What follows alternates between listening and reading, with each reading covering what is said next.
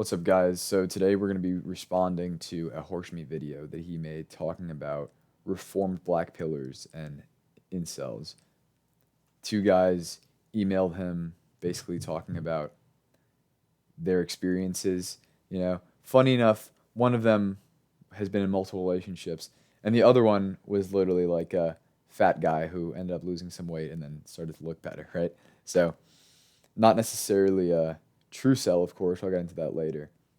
But yeah, he's gonna give his kind of normie take. I do like him, but I think it's hard for him to kind of relate. So I'll play the first clip. And I want you to know that if you ever say that you're gonna be like a reformed black pill, or you're just like a chud and you're reformed and shit, all the people that still identify with that community are going to hate you. Hate you. They're gonna be like, you were never one of us. You were never a bitchless fat chud virgin. Like, you don't know what it's like to get no bitches. You know what I'm saying? Like, you're not gonna be accepted anymore. They're gonna be like, you were never as bitchless as me. And they're gonna fucking hate you. So he is actually right about this one. There's a lot of people who love to tear each other down in the black pill space. Like they're trying to like take everybody down to the least common denominator. It's a very common mindset. They don't actually like success. Like because they can't have it, they want other people to not be able to experience it either, right? Makes sense if you think about it. It's kind of a selfish, bad mindset. But to say that like everybody believes it is ridiculous. Like maybe like, you know, Elliot Rodger and those type of people. But honestly, most guys who are incels, maybe they don't even identify as incels, are normal guys. They're simply normal guys who, or maybe slightly neurodivergent, who life is not exactly working out for them, right? They weren't born with the best social skills, or they didn't have an environment where they could get it. Maybe they were bullied when they were younger, etc. You know, so to make a statement about all of them like that, and how basically he's being like, "Oh, these kids don't want to pull themselves up by their bootstraps." That's basically the equivalent of what he's saying. So that does piss off a lot of people, which I can understand. But I also don't like the negative mindset.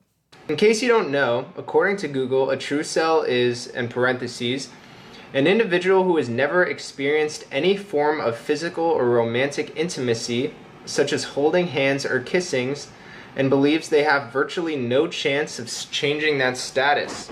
So as soon as you change that status, or you think that you can change, or you're just not eligible anymore, it doesn't make any sense to me. It's like, if you're like, oh, I'm a bitchless, hugless, kissless, fat virgin, and all of a sudden one day you want to change, you're not part of that anymore, because part of it is accepting that you will never, this is your life. All right, he's not right about this one though. So a true cell is obviously it's a term used to describe somebody who's basically trapped. Nothing they can do will ever remedy their situation. They are stuck, basically. A genetic dead end, if you want to say that. But that's what the word means. So somebody who does get out of that trap was never actually a true cell to begin with. Like that's accurate labeling. You know what I mean? I don't know why he's getting mad at that. Because true cell is a specific word that is a subgroup of incels, right? So it makes sense to say that. Now you could say, "Oh, I thought I was a true cell and then I changed." That would be accurate. You could say, "I was an incel and now I'm not anymore." That would also be accurate. But to say, "I was a true cell and now I'm not," you're not using words properly. Like some people like me gotta be the ones defending language, or else, these terms get thrown around in places that don't make any sense, and then they lose all meaning. You know what I mean? And you need to have boundaries within language for anything to actually mean anything. So he's wrong about that, but again, the sentiment is still there, which does kind of make sense still.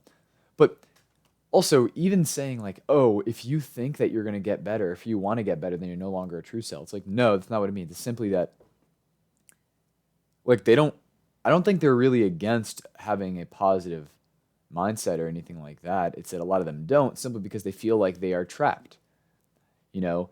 And so, of course, want to be, they want their beliefs to be reinforced, but that's with everybody. You know what I mean?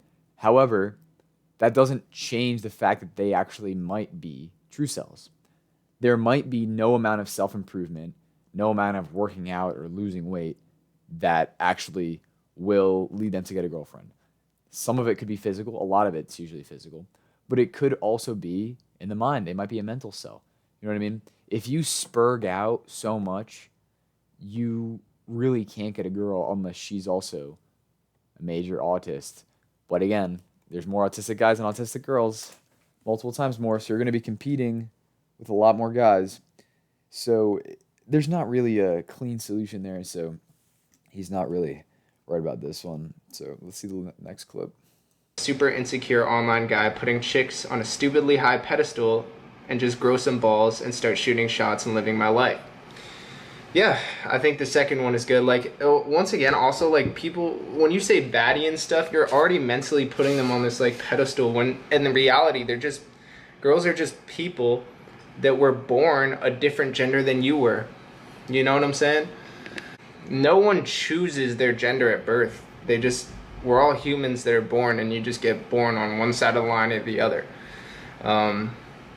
They're just people like you, and I think part of the reason is that some of these guys just put girls on this crazy pedestal of like, oh, it's such a mountain to climb. But that's partly because of all this shit that people put out on the internet about like, oh, like you gotta get hella bitches and all this other gay ass shit.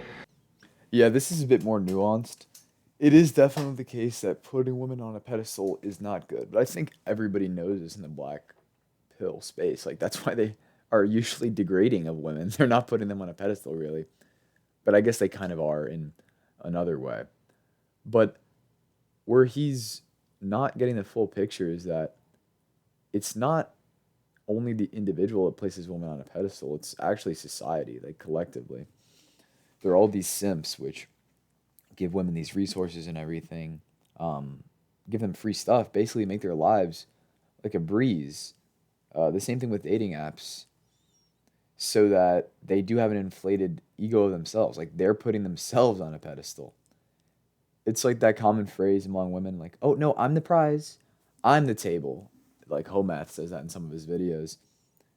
It's ridiculous. They think that they are basically entitled to a man who's making six figures, etc. You know, guys know the rest.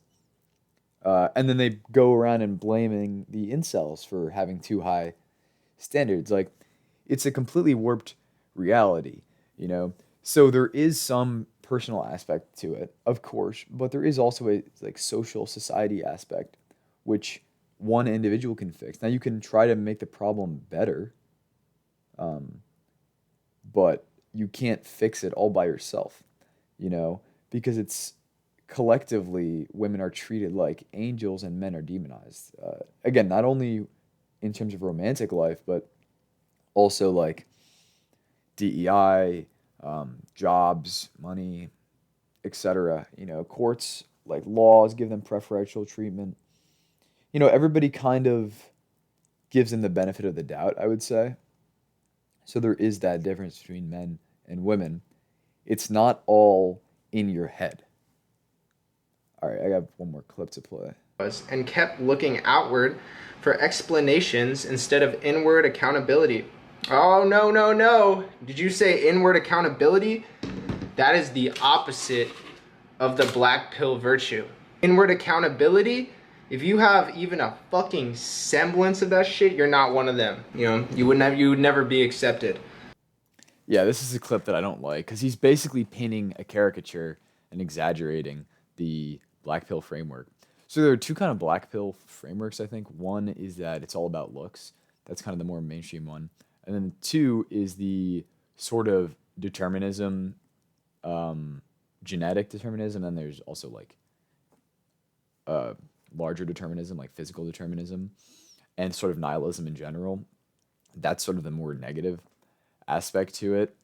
But the looks community is like negative, but it's not entirely like they are diagnosing a real social issue.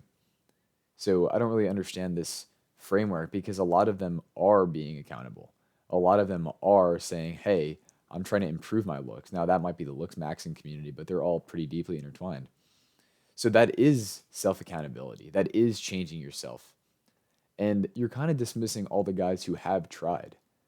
But again, you have this belief, this fallacy that, oh, if they were good people, if they tried hard enough, if they put effort in, then they would do well.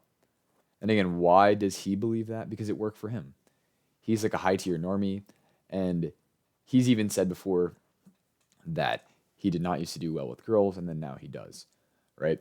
But that does not mean that you, that doesn't mean that it was like of your own personal effort. Like maybe part of it was, right? But a lot of it was that you were above a certain threshold, but you needed to put some effort in to really cross it, you know? So you probably looked normal, but then you put some effort in, you got some styling, maybe you hit good puberty, and then you started to look above average. So women were interested in you. But if you were a guy who always looked below average, then if you put effort in, maybe you might only look average or still below average. You know what I mean? It can't really send you all the way there. And even if you say, well, looks aren't everything, it's like, okay, but I don't think you've ever spoken to somebody who is like pretty neurodivergent or socially awkward. Like Horsemeet is obviously not. Now, he will say that's because of repetition and practice. That's partially true. But even people who do speak a lot are that are socially awkward and socially anxious and neurodivergent, they are not going to come off as natural. They're going to sound so weird, so awkward. Girls get the ick from it. Again, I've seen it so many times. And with those cases, repetition helps, but some of them there's really nothing you can do, man. Like if you have a stutter, women do not like that. And that's not in your control. You can get speech therapy. You might be able to make it better. But again, that was not something in your control. Even the idea or like having the courage to start that practice, start talking to a lot of people is partially determined by your genetics and your environment. You know, not to get too deterministic, but that's kind of the way it is. Again, I don't know why he's doing this. I don't like these people who are very narrow minded, who are like, oh, it's that you don't want to take accountability for yourself. It sounds exactly like the boomers. It really is ridiculous. Now, that doesn't mean that personal accountability is bad or wrong. Nobody would say that. But it is true that personal accountability only takes you so far, the same way that the environment only takes you so far. You need both in your life. And if you don't have a proper environment or the proper starting point in this social environment, no amount of personal accountability will get you there. Now, I do think Horsemeat's videos are helpful because a lot of normies get into the black pill space and they're kind of cooked because they can't understand these complex topics, so they very much simplify it into one thing or the other. So you may have a decent amount of people who are neurotypical, who do have the genetic potential to be good, to be high tier, to get women, but they look at all this stuff and this negative information kind of pollutes their mind. It's a cognito hazard. So that's where he's right. And of course, if you think about standard deviation, most people fall in the middle category, right? So most people are not terrible looking and they could improve their looks, right? Even look at the average person is obese. So if they weren't obese, they would look better. However, there is definitely a portion of people who are true selves, especially in the modern social environment. It's higher than you would expect going back throughout history. There's really nothing they can do.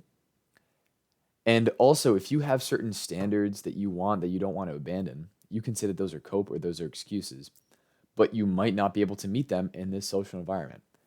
Everybody knows that it's difficult for men now and it's easier for women. That's not a controversial claim. If you don't agree with that, then I highly encourage you to do some research for yourself, dating app research, but even outside of dating apps, okay? Or even do observations in the real world. We even have the data that twice the amount of young men are single as young women. You might even say, how is that possible? But that's the data. That's what is actually happening, you know? So it is a struggle. I don't like people like Horsemeet who dismisses it, but I do try to be somewhat neutral. Like, I don't want to come off as angry at him because I'm not. He is a nice guy, but he is misunderstanding. And I think that he's not entirely grasping at the truth, although there are some bits and pieces. But yeah, that's about it. See ya.